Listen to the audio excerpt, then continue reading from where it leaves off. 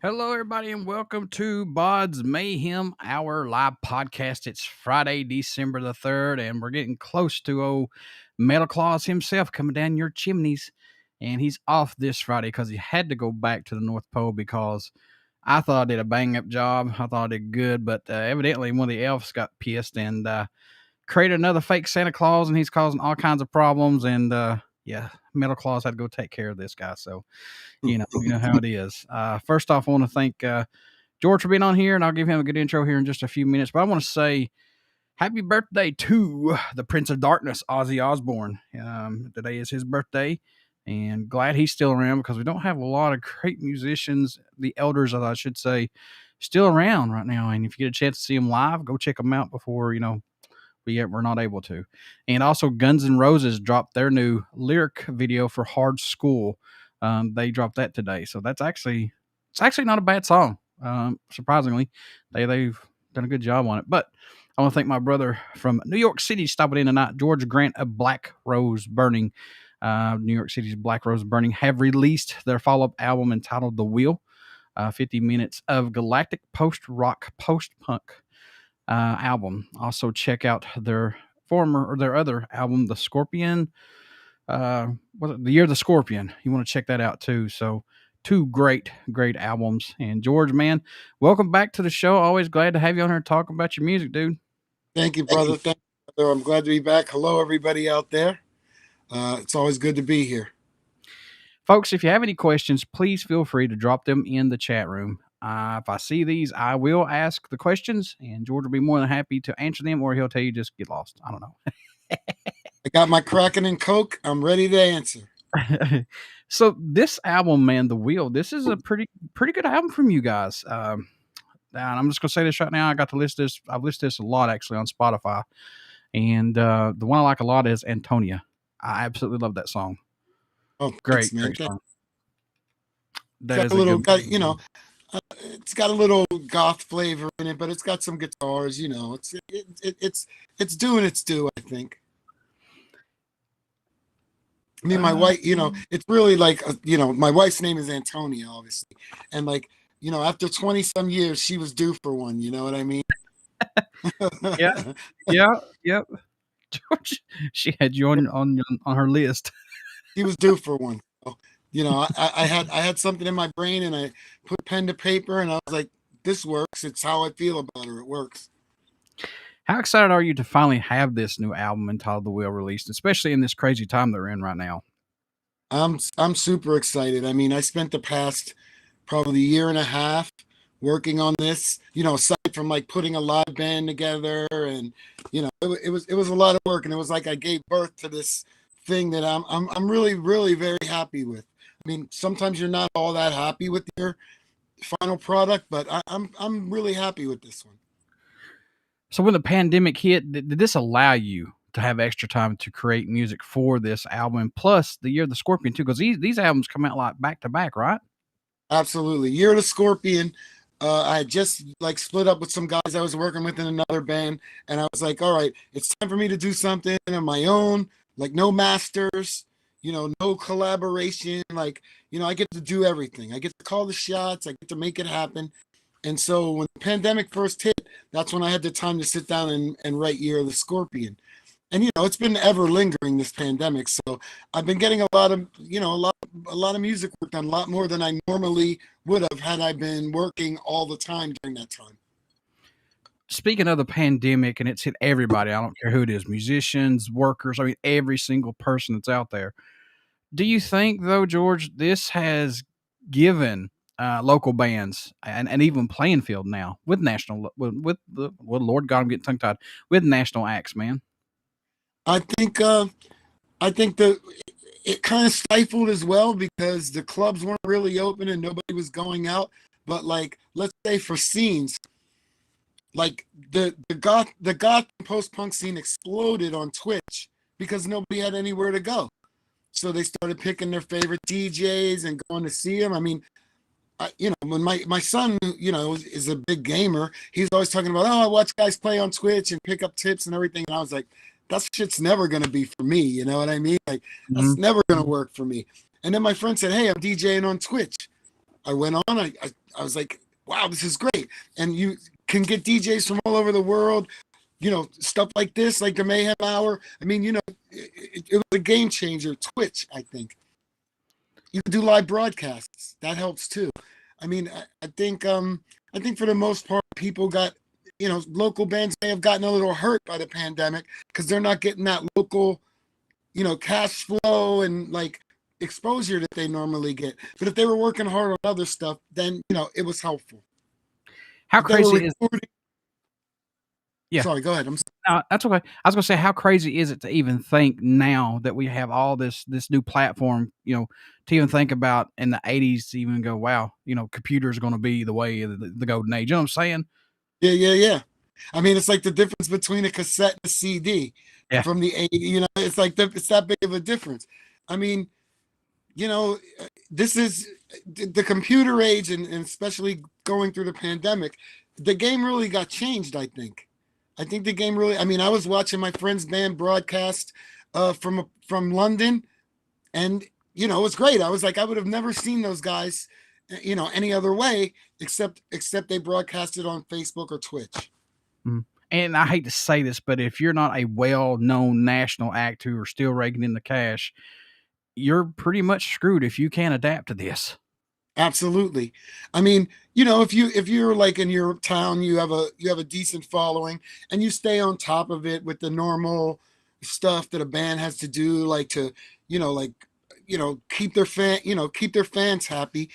And that's where you're at, you're fine. Like, I think the problem of transitioning from that kind of a band into a national band is just now starting to become a possibility again. During the pandemic, they were shutting down shows like crazy. Like, nobody could play live.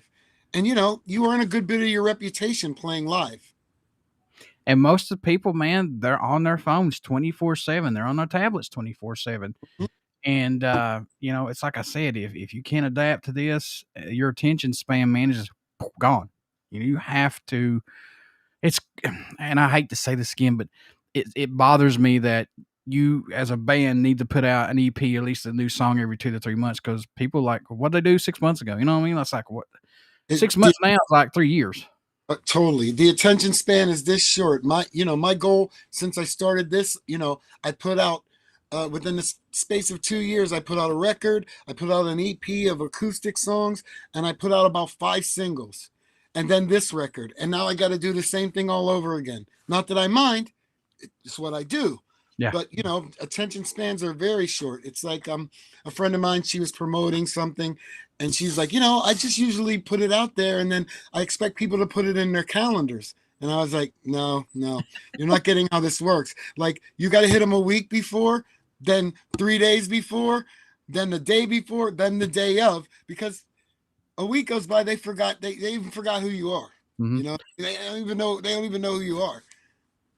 I give a huge shout out right now to Robbie Bloodshed, because this young man, ever since I've known him, ever since a wee little bitty Robbie, he has been doing stuff like that, George. He knew his shit. He knew exactly what he was doing. And now look what he's doing. He's still blowing it up, in my opinion. He's like the new generation of me, people like Blitz Kid, even Jason from Mr. Monster a lot, like all these DIYers, but we didn't have this kind of platform, and he's really taken advantage of, and he's good. Mm-hmm. And he's good. I mean, you got to, that's got to be part of the equation, that you have to be good. You can be the most tech savvy promotional person in the world, but you also got to have the songs and you got to be good. And he's got them. Yeah. Condolences to Jason, man. We lost him way too soon. A hell of an act, man. Lost him way too soon. We did. We really did. It's a shame. I he's like my little brother, but it is what it is. I miss him. Yeah. I do too. He's the one that gave me big props for the podcast a long time ago. He sent me a message out of the blue, and I was like, "Holy shit! Somebody actually really digs what I do for the community." Yeah. That's and I still have that message saved. Now I will not delete it. I've actually got it printed out. Yeah, and he was one of a kind for sure. Yeah. George, I know bands are always writing music, and I know you're always writing music, but did it come pretty easy writing stuff for this album, or was these songs already previously written? There was a couple of things that were more like germs, what is what I call them. Uh, but most of it was pretty much written in the past year and a half. I mean, I had some germs, and of course, you play with them, you move them around, you figure it out, and it comes out to be what it is. But I didn't really have anything pre-written for either album. I just said this is what I want to do, and I have these little specs here, and I'm going to whip these into songs. Not all of them made the final cut, because there was more. Not all of them made the final cut, but I was very happy with what I had scratch at the end, and I said, all right, I'm going to develop these certain ones. And that's really how I work. I know you had the Serpentines and you had Weeping Willow, but Black Rose Burning, is this the music you want to create? Is this what, gets you deep down? It really is. It's me. I think it's me mature. Like, don't get me wrong. I love horror, and I love horror punk and horror rock, but like it's stifling for me because I've written so many songs about zombies, or so many songs about movies, or so many I mean, horror and science fiction are loves in my heart, but I don't feel the same way I did about it 25 years ago when I started. Like I was feeling the horror then, and now I'm not. I'm feeling something else. And I don't think it's fair or wise for me to keep doing something that I don't feel as impassioned about. Mhm. Would you ever go back to doing Serpentines though? I mean, it's been an ongoing off and on project for how many years? I put out a record, put out another record, and then it's dead for 6 years. You know what I mean? Like, I mean, I'll always love it. It'll always hold dearly in my heart. Yeah. But this is like me mature, I would like to say. And not to say that horror punk is immature, but this is me as a writer and as a musician and as a no masters anymore kind of guy. This is where it's at for me. I like the sound of what I'm making. It's more of my influences combined than just punk and rock and horror. Like, I can't write another song about a zombie. I don't think I can. Being local, were you a little nervous releasing these albums right now, or nah? I just want to get it out there. Now, when it comes at this point, when I kind of have a sequence, and I want to do an album, and then an EP, and then an album. Like, I'm constantly without having to be in a band. I can constantly keep the flow going, and I'm sure I'm going to write some things that are going to be questionable, and I'm going to make some mistakes. I'm going to think they're the right thing, but they might be mistakes for people who listen. But that's going to be my thing. It's like, with not being in a band, except a band that plays with me live, has been very freeing up for me in terms of like how much work I can do, how quickly I can write a song. It's a big difference. It's something to adjust to, but I'm happy with it. I mean, Frank from the Serpentines plays guitar in this. My drummer, I've known him for 30 years. Mm. And those guys are like, where's the gigs? You know what I mean? So Yeah. this is the best of both worlds for me. I don't have anybody crying, I can't do this, I can't do that. So it's better. It's better. And I like this album, and I don't mean I'm not knocking in your music at all whatsoever. I'm just saying I like the growth between the Serpentines music going into this direction, because it shows how much growth and maturity and what you want to do in this album. And I think I appreciate that. Thank you. I mean, if you don't grow, like you just don't grow. Like, I don't want to make the same records and the same sound and the same thing over and over. I mean, I did a soul record in like 2013, like a Memphis Shoals, Motown-ish record, because I wasn't sure if I could do that. Can I write like that? Am I a guy who can like write like that? I love that kind of music. I love old school soul music, but can I do that? Can I write like that? Can I sing like that? I think I did pretty good. It was an experiment, and it worked. What's impressed or excited you the most about making this album, if anything, man? What sticks out the most about it for you? The overall process, or what was it maybe? I just like taking that little spark and making it into something. I mean, like I go in the bathroom in the middle of the night. I wake up and I have this idea. I go in the bathroom with my phone and I'm like, la la la la. I sing the melody. Like my phone is full of all these little snippets, and eventually they become songs. It's weird. It's like a chemistry set. Like, okay, I have an atom here, and I add this atom, and finally, I have an explosive. You know what I mean? I know these are your babies, and I understand that completely. But are there any tracks standing out more to you than any on this right now? I know it must change every time you talk about it, you listen to it, or whatever you're feeling that day. But do you have any that stick out for you personally? I've listened to this record more than anybody should. Like, this is the running record in my car since the demos, since I made demos of it. And I would have to say my favorite songs are the last one. Solar Angels is one of my favorites. I mean, I talk about space a lot on this record because I'm in love with outer space. And I'd probably say my other favorite is Automatic Man, which is based on an Isaac Asimov story called, I'm sure people have seen the movie or read the book, I, Robot. Mm-hmm. And like I'm much more into science fiction and outer space now than I've ever been in my life. Like, I'm watching everything I can on space. I'm really into it. I'm really into it. So, could we see a concept album about outer space from Mr. George Grant? Possibly could at some point. A triple set. No, I'm kidding. No, I mean, I don't think it's been done in the genre. I don't think so either. Yeah, I don't think anybody's done it in post punk. It's been done in metal. Oh yeah, ton of stuff in metal for concept albums.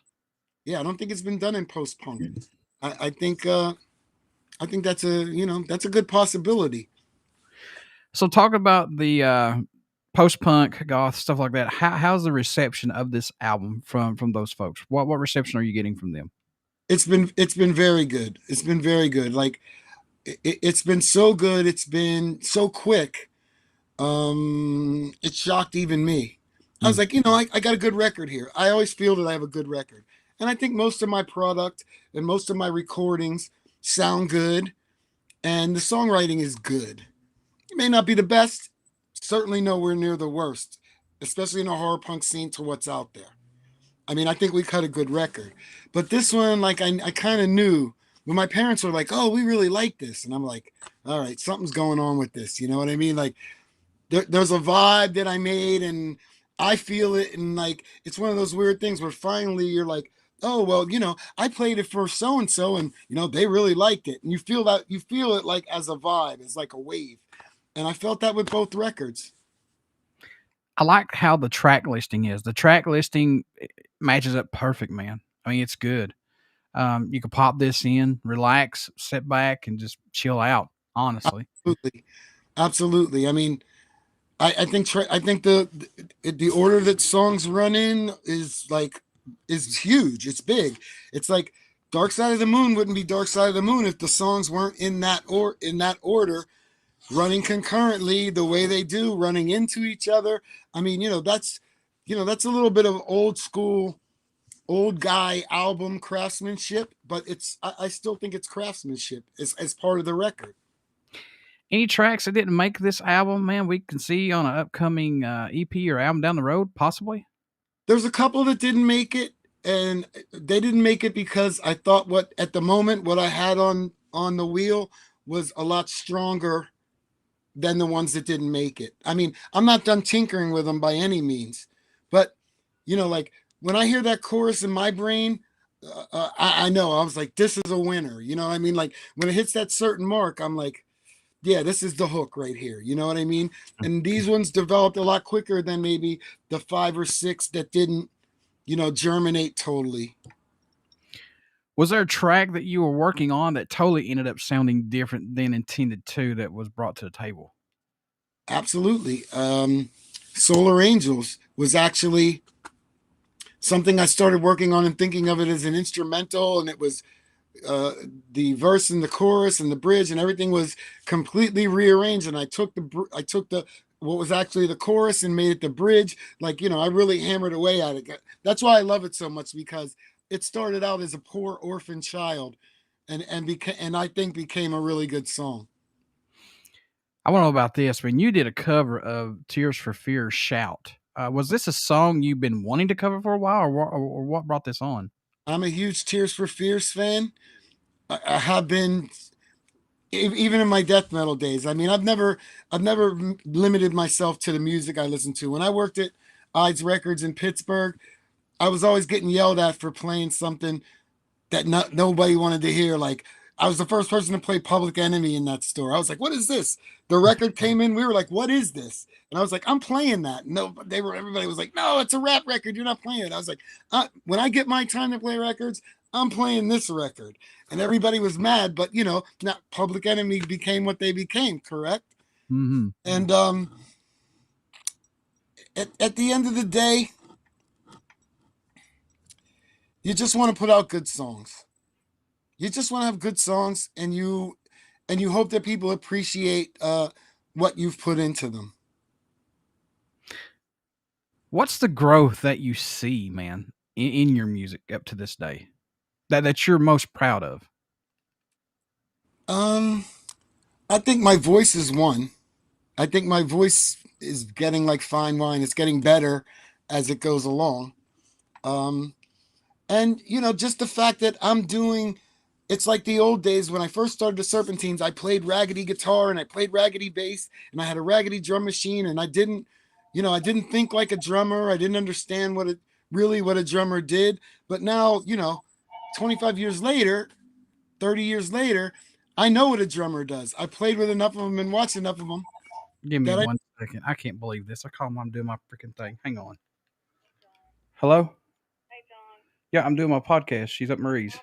Up Marie's. Yeah, I gotta go. On my podcast, somebody actually calls and they know when I do. Oh, buddy.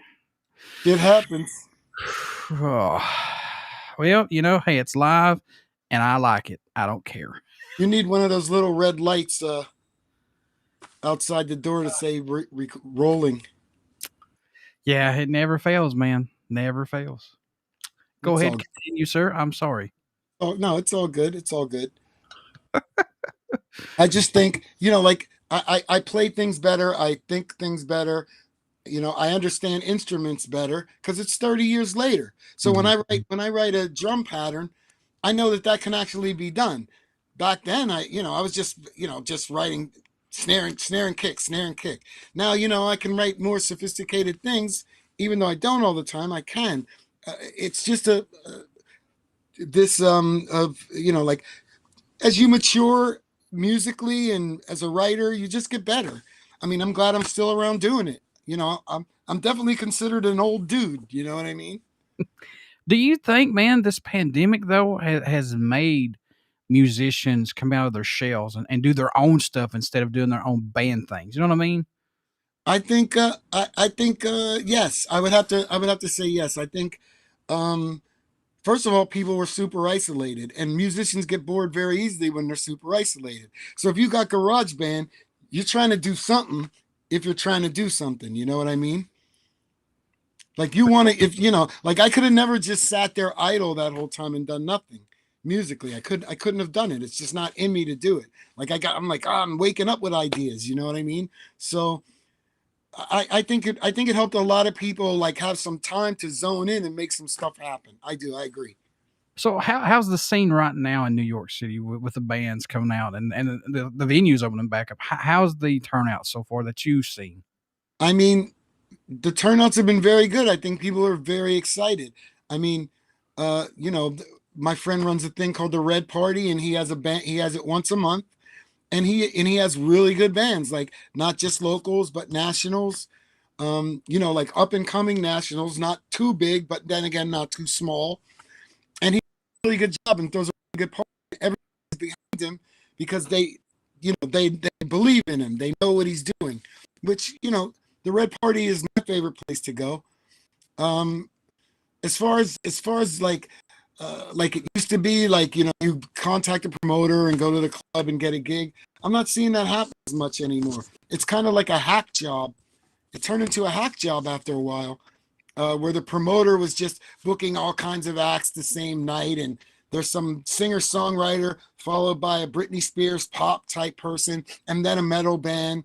And it's basically a money vehicle more so than like, okay, I'm going to throw a night where I care about the music. I've been There's told here a lot. Yeah, I've been told here a lot lately though that a lot of places have been wanting cover bands more for some yeah, reason. yeah. Well, I mean, it is what it is. I mean, you can only blame somebody for that. You know what I mean? Somebody's to blame for that. And it ain't local guys. It ain't local guys trying to make something happen with original music. Who did the artwork for this album, The Wheel? Oh, my friend, Eshmoon. Eshmoon DM is her company, and she's a digital artist that I've met over the pandemic. And we go to a lot of streams together, and we hang out, virtually, and we talk and we chat. And I started looking through her artwork, and I was like, this is really good. I was like, let me look through everything and see if there's something that would work for the concept I'm coming up with. And it was that painting, and I fell in love with it immediately. What do you hope everyone takes away while listening to any of Black Rose Burning's music in general, man? What do you hope they get from it, George? I hope they get a good feeling, that they find a song or a couple of songs that they really love, and that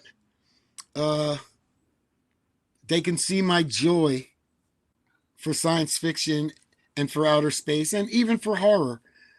And they can feel the amount of time that I put into crafting the songs. They listen to all the little pieces. They go back and listen again and say, oh, I didn't hear that before. Yeah. This is the way I like to make a record now. Like, you listen to it 5 times and you're like, oh, I didn't hear that before. I mean, I wanted to gel for a long time. So one listen is never good for any album.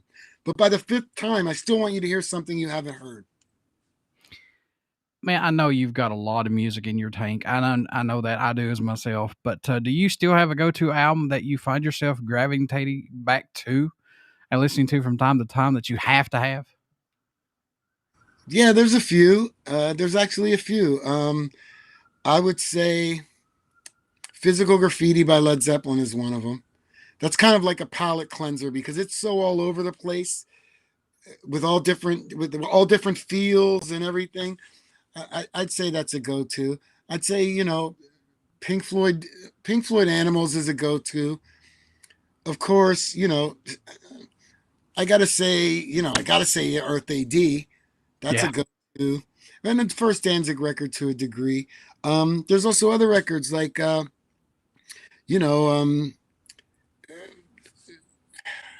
there's so many. I could pick a Bauhaus record. I could pick a Peter Murphy record. Like, there's so many records that I listen to on a regular.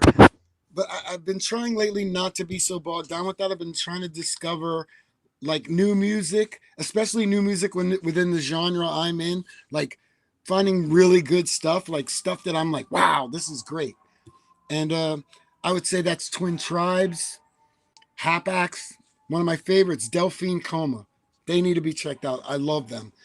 And, they all have a certain feel and a certain sound. And at the end of the day, they all write great songs. That's the end of the day. And of course, Ghost. That's a band I can listen to anytime. TB hates them, but I love them. I know he does. He hates them so bad. If he's watching right now, he's probably yelling his head off. Oh, me and George are Ghost brothers right there. Right there. We love them. I love the Ghost. Man, it seems like after Circular Haze, that it seems like they have just got just big, man. Dude, I mean, when I heard Square Hammer, I was like, yeah, this is a fucking hit. This is heavy and it's a fucking hit. I don't care. You think it sounds like King Diamond, blah, blah, blah. I was hip to King Diamond back. I was hip to Merciful Fate. I get it, but these guys are fucking good. So stop. You know what I mean? Sierche. I hope I'm pronouncing this right, but Sierche.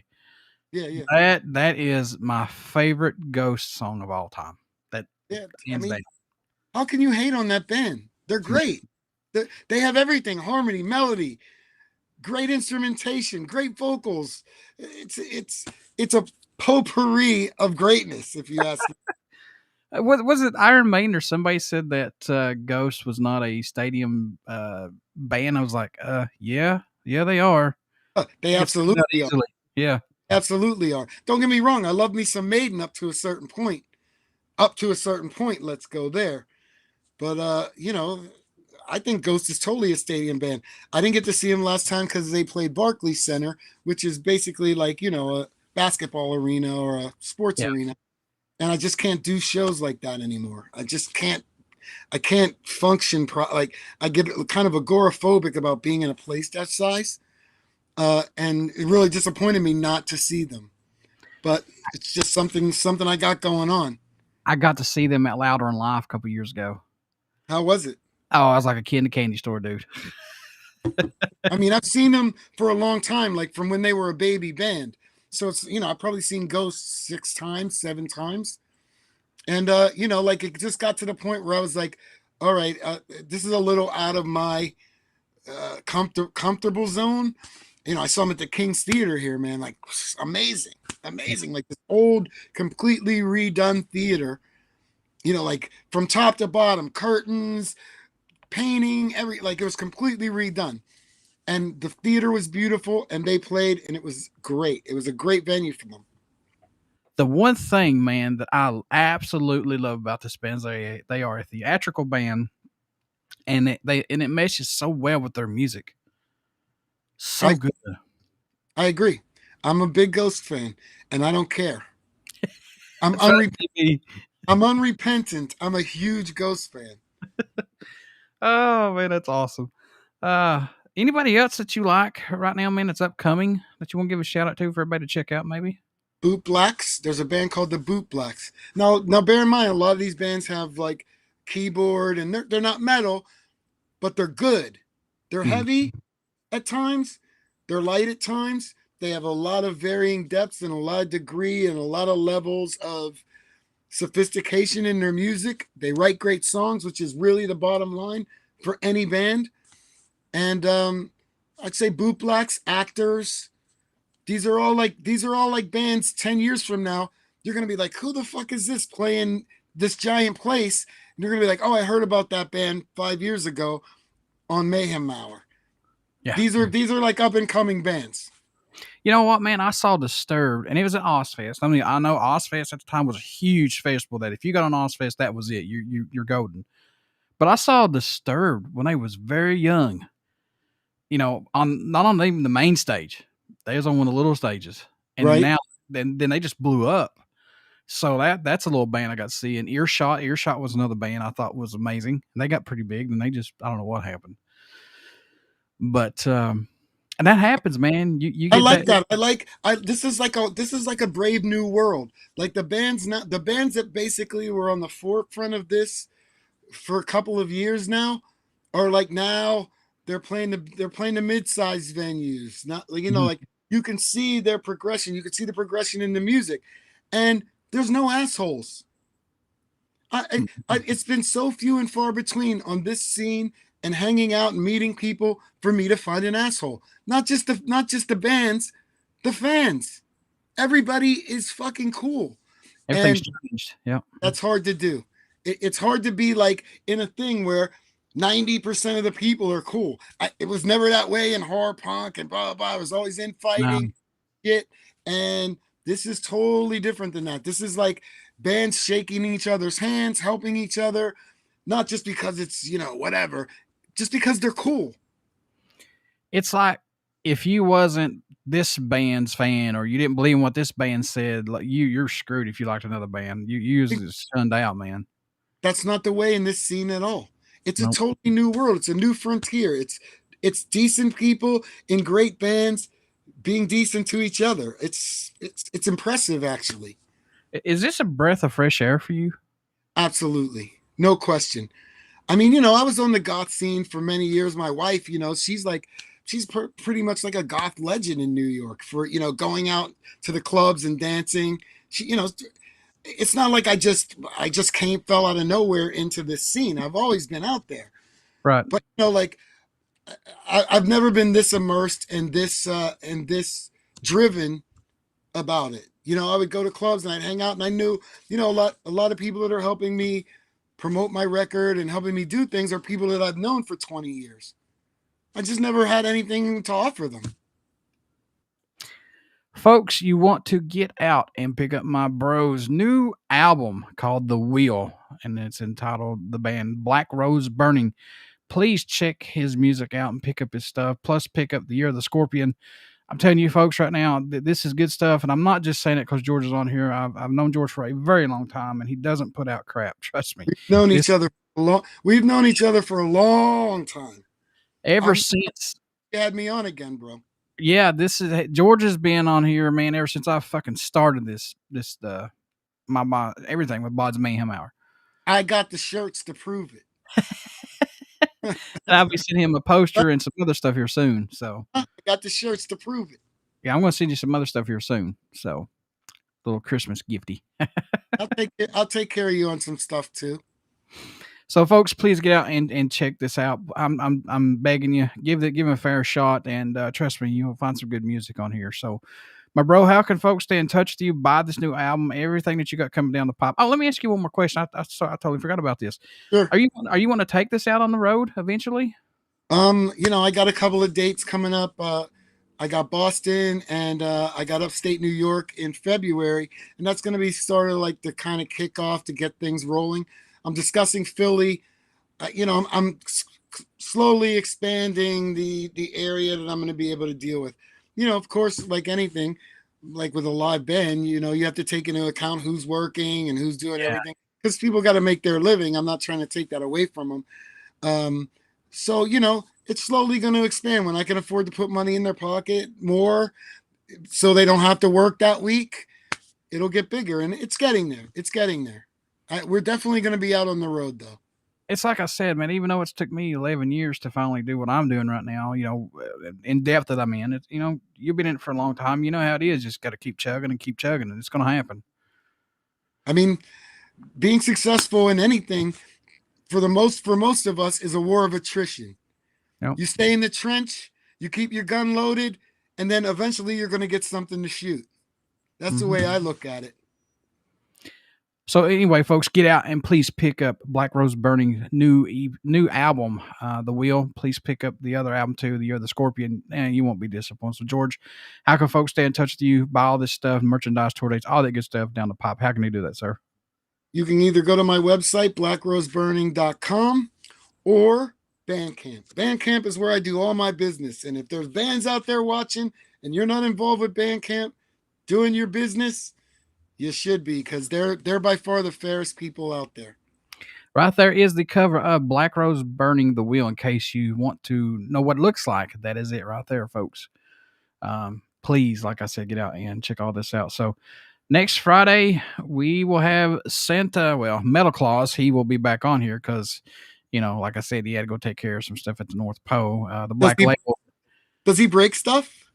Well, it wasn't him. It was one of his misfit elves. Of his minions? Yeah. I was up there trying to help out last Friday, and I was trying to get things done, and he just went a little bit bonkers, and, he played some 2 Live Crew and got all over the place, and that set him down, and, That's a blast from the past, 2 Live Crew. That's a good one. That is some good stuff right there. People got their panties in a bundle over that. Yes, they did. But nevertheless, it was good music. I don't care what anybody says. I agree. But Santa had to go take care of all that stuff, and I think he's got Jingle in the jail cell up there right now. So I don't know what's going on, but Santa's took care of everything. But he'll be back next Friday, and possibly going to be giving away a signed Black Label Society Doom Crew Incorporated album. So stay tuned for that and find out how you can win that awesome gift from BODS Mayhem Hour. So I got a lot of stuff to give away. So George, thank you, my man, as always, for being on here, and you have all the support you need that from me. Thank you, brother. I'm glad you liked the record, and thanks for having me again. Not a problem, my friend.